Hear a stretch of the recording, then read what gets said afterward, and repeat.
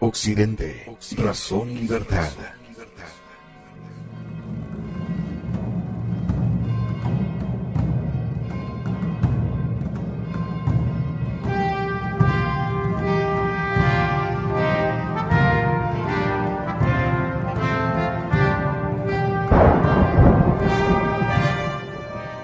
La Iglesia Católica ha hecho más que ninguna otra institución para dar forma a la civilización occidental. Ante el cambio civilizacional que propugnan los enemigos de las almas, es esencial redescubrir este hecho.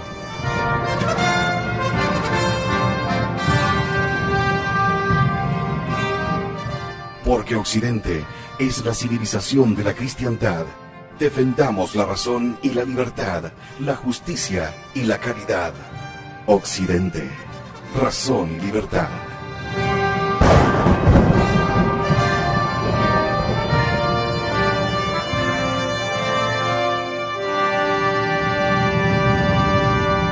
Occidente, razón y libertad.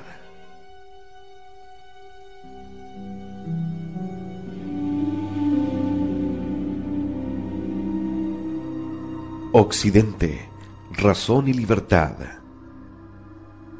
Capítulo 7. Los orígenes del derecho internacional.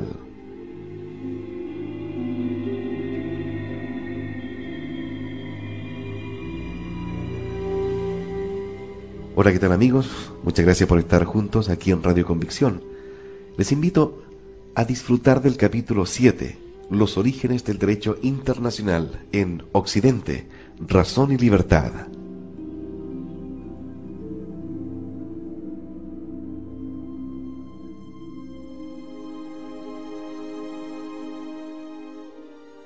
En 1892, llegado el momento de cumplirse el cuarto centenario del descubrimiento de América por Cristóbal Colón, se vivía un clima de celebración. Colón fue un diestro y valiente navegante que unió dos mundos y cambió el rumbo de la historia. Los caballeros de Colón propusieron incluso su canonización. Un siglo más tarde, el ambiente general era bastante más sombrío.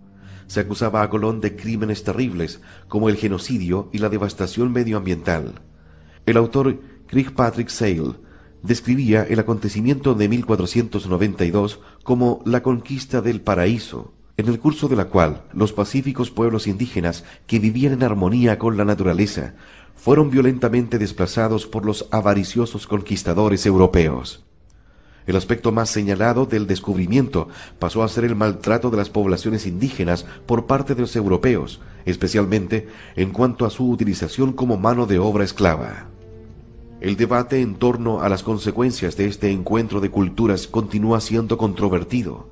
Los defensores de los europeos en general y de Colón en particular salieron al paso de afirmaciones similares a las de Kirkpatrick con el argumento de que los crímenes cometidos por los europeos se habían exagerado, que la principal repercusión para los pueblos indígenas fueron las enfermedades introducidas por los conquistadores, un hecho involuntario y por tanto neutro desde el punto de vista moral, en lugar de la explotación laboral o la fuerza militar, y que los indígenas no eran ni tan pacíficos ni tan respetuosos con el medio ambiente como sus admiradores modernos han insinuado. Atenderemos aquí esta cuestión desde un ángulo frecuentemente omitido.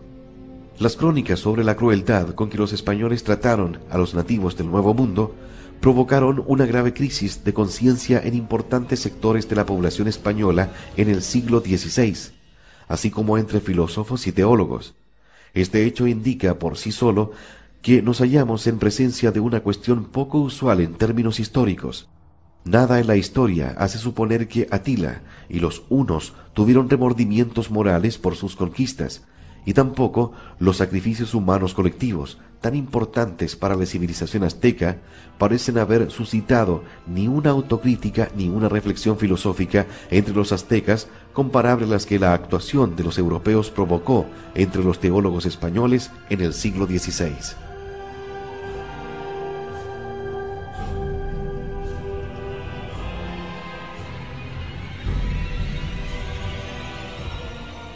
Esta reflexión filosófica por parte de los teólogos españoles desembocó finalmente en un logro sustancial, el nacimiento del derecho internacional moderno. La controversia en torno a los pueblos indígenas americanos ofreció así la oportunidad para establecer los principios generales que los estados estaban moralmente obligados a observar en su mutua relación. Las leyes por las que se rige la relación entre los estados han sido generalmente ambiguas y no han llegado a articularse con claridad. Sin embargo, las circunstancias resultantes del descubrimiento del Nuevo Mundo impulsaron el estudio y el esbozo de estas leyes. Los estudiantes de Derecho Internacional buscan los orígenes de su especialidad en el siglo XVI, cuando los teólogos se aplicaron a abordar seriamente estas cuestiones. Una vez más, la Iglesia Católica propició el nacimiento de un concepto típicamente occidental. El primer ataque de un sacerdote contra la política colonial española se produjo en diciembre de 1511, en la isla de la Española, actualmente Haití y la República Dominicana. Un dominico llamado Antonio de Montesinos pronunció un sermón ante la pequeña comunidad dominicana de la isla, en el que planteó una serie de críticas y condenas de la política española hacia los indígenas, afirmando ser la voz que clama en el desierto. Según el historiador Louis Hank, este sermón, pronunciado en presencia de importantes autoridades españolas, se proponía impresionar y aterrorizar a quienes lo escuchaban, y así debió de ser. Para que toméis conciencia de los pecados contra los indios, he subido a este púlpito, yo que soy una voz de Cristo clamando en el desierto de esta isla, y por tanto vuestro deber escuchar, no con indiferencia, sino con todo vuestro corazón y vuestros sentidos, pues esta será la voz más extraña que hayáis oído en la vida, la más áspera y dura, la más terrible y peligrosa que hayáis podido imaginar. Esta voz dice que estáis en pecado mortal, que vivís y morís en pecado, por la crueldad y la tiranía que infligís a estas gentes inocentes. Decidme, ¿con qué derecho o justicia mantenéis a estos indios en tan cruel y horrible servidumbre? ¿Con qué autoridad habéis desatado una odiosa guerra contra estas gentes que viven pacíficamente en su propia tierra? ¿Por qué los oprimís, los hacéis trabajar hasta la extenuación y no les proporcionáis alimento suficiente ni remedio cuando están enfermos? Pues el exceso de trabajo que exigís de ellos los hace enfermar o morir, cuando no los matáis con vuestro deseo de extraer el oro todos los días. ¿Cuidáis acaso de que reciban alguna instrucción religiosa? ¿Acaso no son hombres? ¿No tienen almas racionales? ¿No estáis obligados a amarlos como os amáis a vosotros mismos? Tened por seguro que, en este estado de cosas, os condenaréis como los moros a los turcos.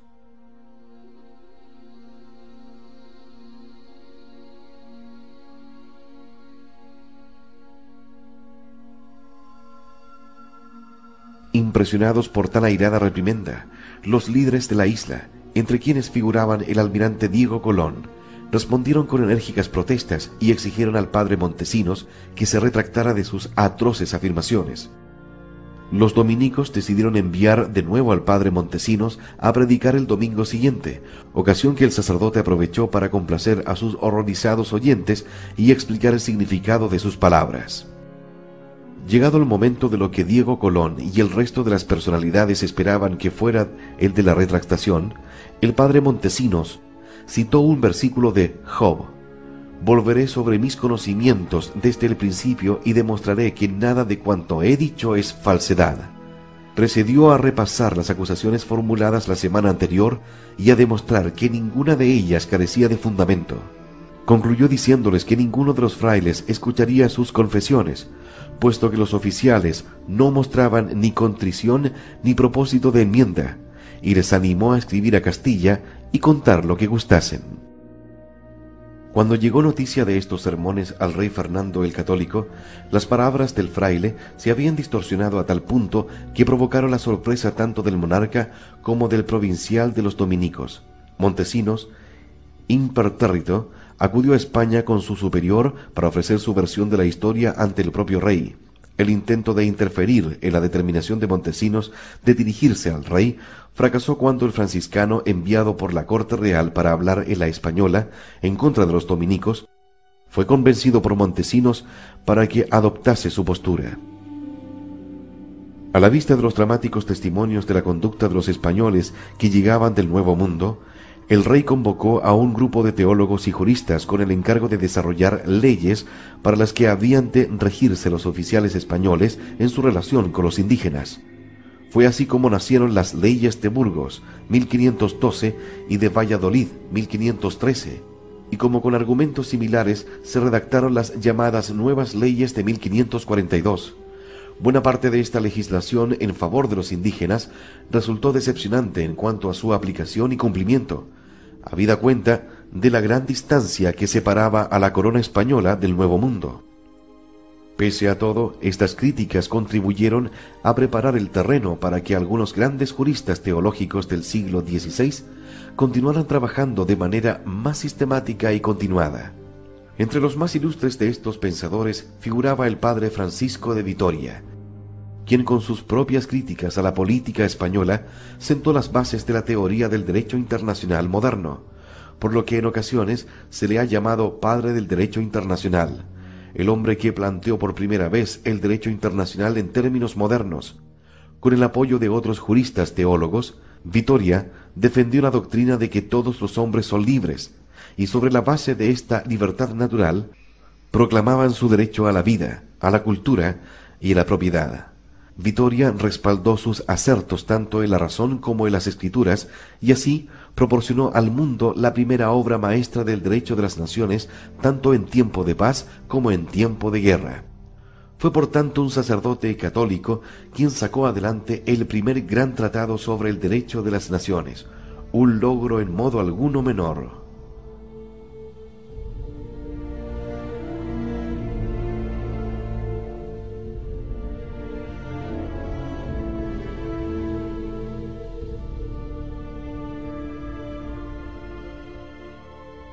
Nacido en torno a 1483, Francisco de Vitoria ingresó en la orden de los dominicos en 1504.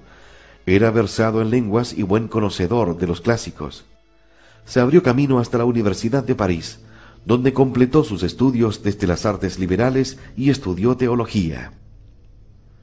Dio clases en esta universidad hasta 1523, momento en que marchó a Valladolid para enseñar teología en el Colegio de San Gregorio.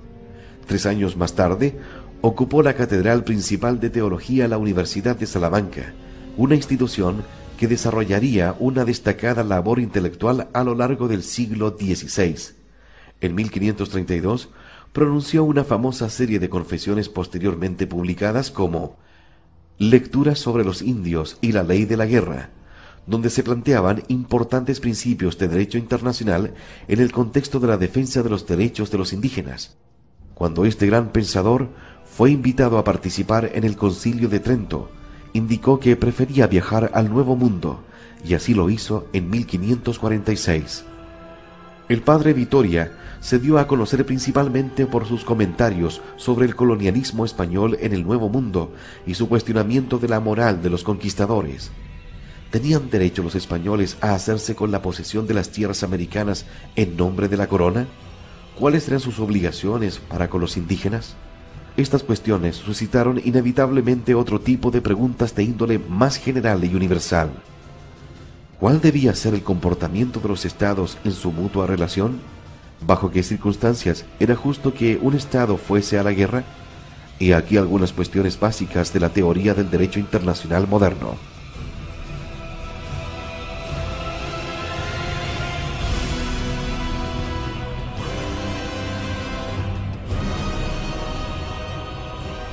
Fue y sigue siendo lugar común entre los pensadores cristianos que el hombre ocupa una posición única en la creación de Dios.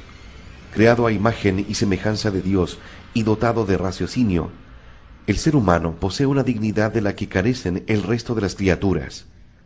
Estas fueron las bases sobre las cuales Vitoria continuó desarrollando la idea de que, en virtud de su posición, el hombre merecía un tratamiento por parte de sus semejantes que ninguna otra criatura podía reivindicar.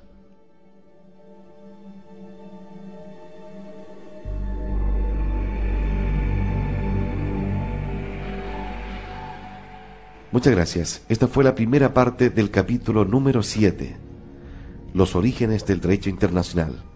Nos vemos en una nueva oportunidad. Muchas gracias.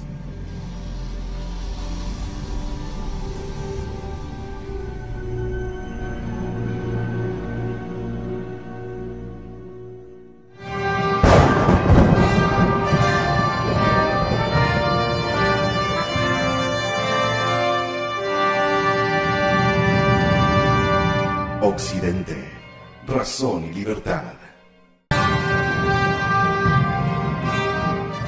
Porque Occidente es la civilización de la cristiandad. Defendamos la razón y la libertad, la justicia y la caridad. Occidente, razón y libertad.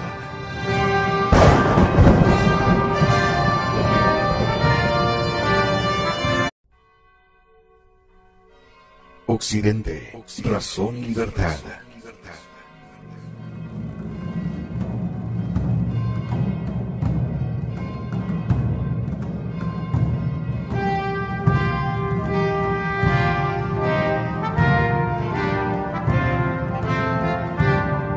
Capítulo 7. Los orígenes del derecho internacional.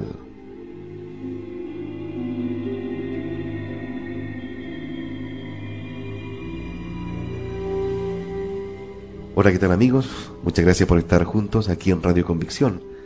Les invito a disfrutar del capítulo 7, los orígenes de... La Iglesia Católica ha hecho más que ninguna otra institución para dar forma a la civilización occidental. Ante el cambio civilizacional que propugnan los enemigos de las almas, es esencial redescubrir este hecho.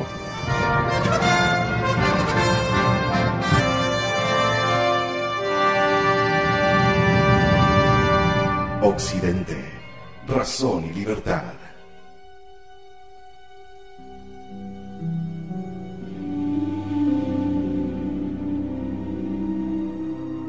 Occidente, razón y libertad.